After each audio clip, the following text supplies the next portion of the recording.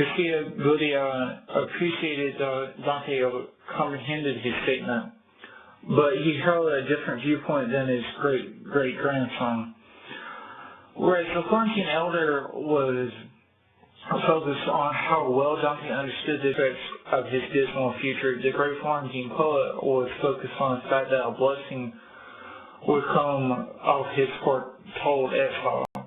Beatrice, having seemingly influenced Dante's thoughts, reminded him that the saved are never truly exiled. She then charged him to alter his thoughts and place his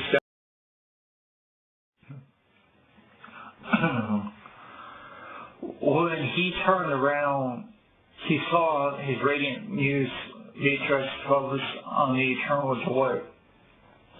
Saw in her eyes such a magnitude of Christian love he could not commit it to writing. Her look was evaporated all of Dante's cares. Having done this, Beatrice told Dante to turn thee about and listen, not in mine eyes alone it was paradise. Canto 18:20-21. As the words left her mouth, Garcia Gudia burst into more rage. He listened. He heard his great-grandfather say the souls that abided on Mars were beyond famous. The Florentine elder began introducing all souls on this mystical and fiery cross. These included Joshua, Judas Maccabeus, Alexander the Great, William Arndt, Roland, Godfrey of Bouillon, King Arthur, Robert Guiscard, and Charlotte.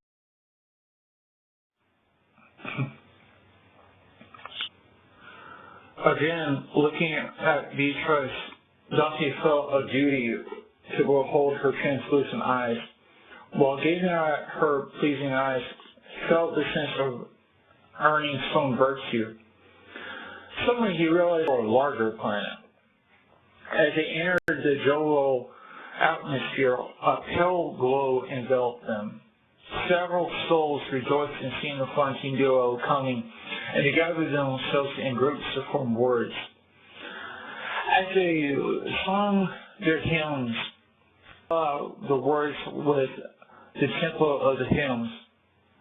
After a few times of flowing on momentary pauses, the souls were formed into 35 letters, spelling out the words. Diligent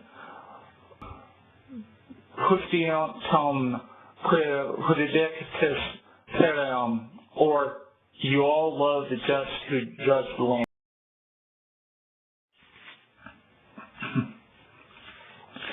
The silver sphere provided a perfect contrast with the golden M in terram, or the land.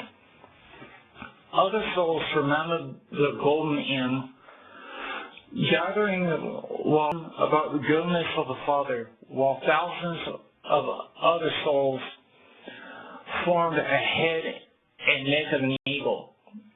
It has been conjectured that the golden M with that alkaline head and neck represented Christ himself, the Holy Roman Empire, Florence.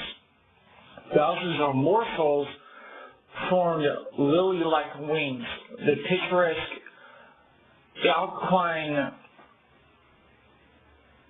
formation was manifested by the souls rising up in varying levels per assignment.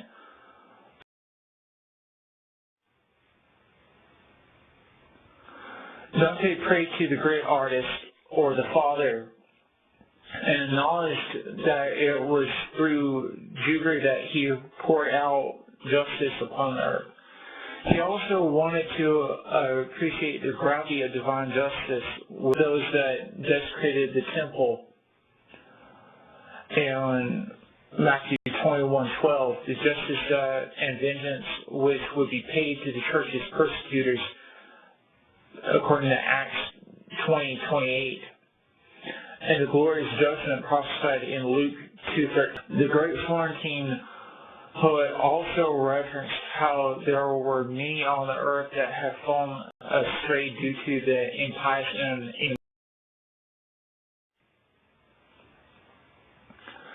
the true church has a weapon that does not lead anyone astray, the sacrament of the Eucharist.